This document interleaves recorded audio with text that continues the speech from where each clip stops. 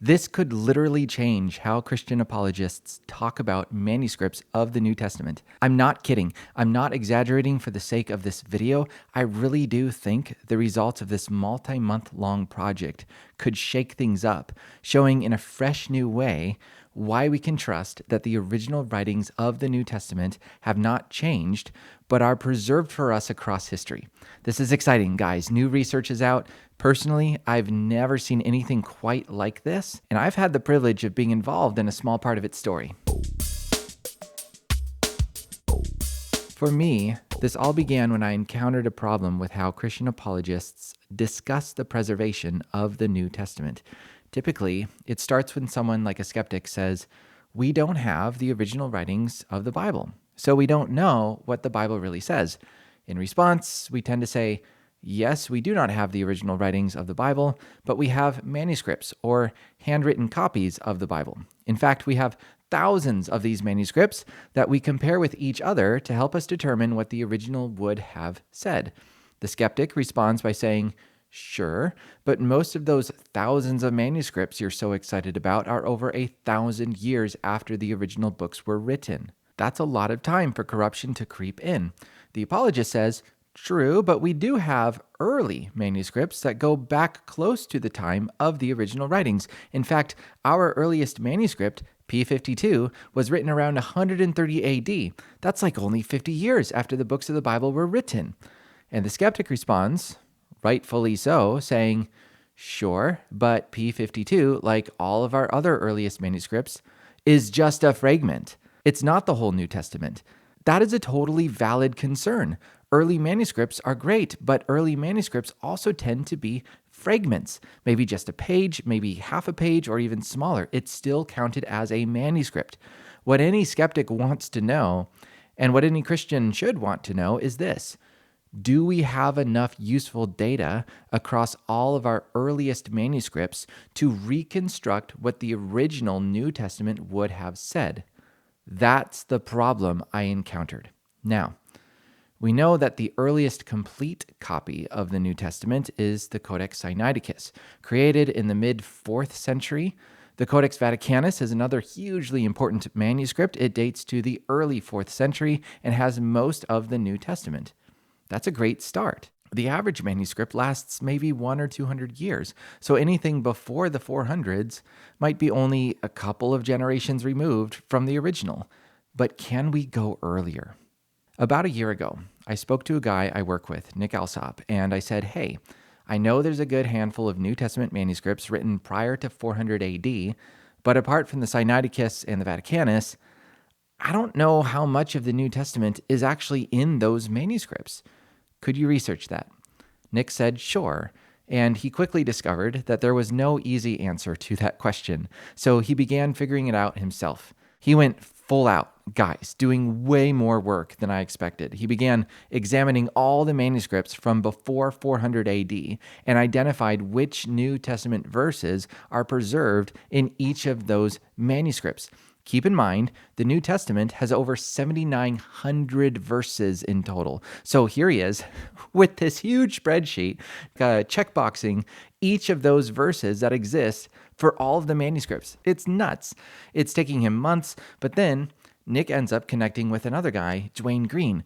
Dwayne is a moderator of the NT Textual Criticism group on Facebook. He has a YouTube channel talking about this stuff, and so you can check that out. And apparently, he's been working on a similar project as Nick, but he was focused only on the papyrus manuscripts because reasons. So Nick and Dwayne start working together, doing all the manuscript stuff prior to 400 AD, but also there's papyrus data going up to around 800 AD because of Dwayne's work. And Dwayne is kind of a genius in Excel, so he managed to create a formula that displays a visual graph for each book of the New Testament, which dynamically changes according to the date range you select. It's so good. Let's take a look. Okay, so here's the spreadsheet, and the way it's set up now is to show us the percentage of each book of the New Testament represented by any manuscript whose earliest estimated date of creation is between 0 and 100 AD. If that was confusing, Let me try again. Each manuscript of the New Testament is dated with an estimate, and that estimate is a window of time. For instance, maybe a manuscript of Romans is estimated to have been written between 5 and 600 AD. Previously, I mentioned that the earliest manuscript is a fragment of John written around 130 AD.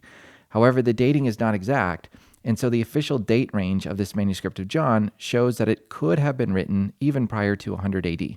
The same is true for a manuscript of Matthew, and that's why you see John and Matthew showing up in this chart.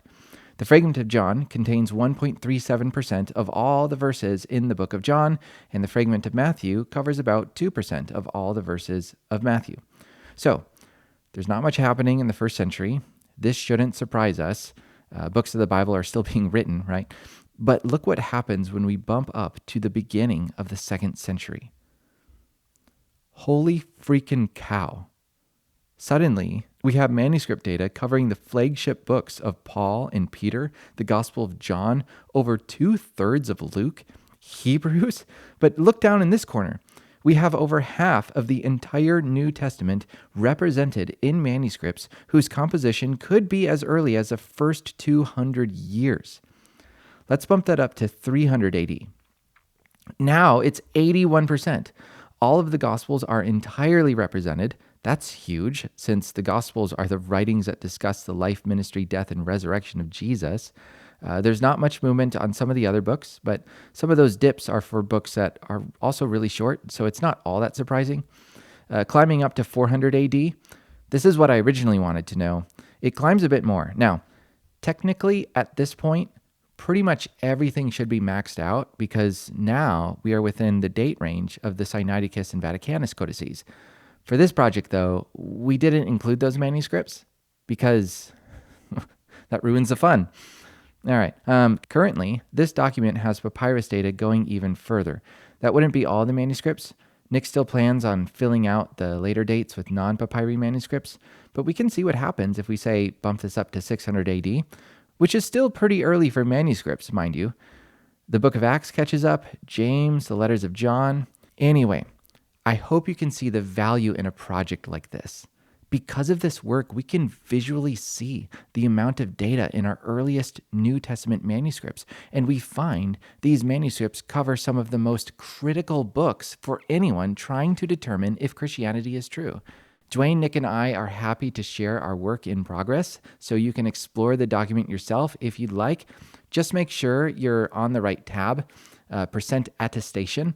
I'll drop a link in the comments. I've done some other videos of manuscripts of the Bible too, so you'll see a link for that in the comments too. And again, check out Dwayne's channel on YouTube. He does some good work there.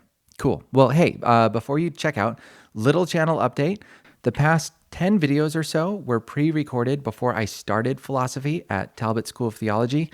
This summer, I'm back at it, making another batch of videos to keep this channel purring until I graduate at the end of this year. This is my first video of the batch. That's why I'm in a new place, as you can see. So I'm back at it. Several videos in line represent some of the work I've been doing studying philosophy under the likes of J.P. Moreland, Scott Ray, and other fantastic professors here. So buckle in. We've got some deeper dives coming up, but as always, I'll try to simplify things as best I can. I'm excited. Do not miss out. Subscribe with the bell and all that. You know the drill.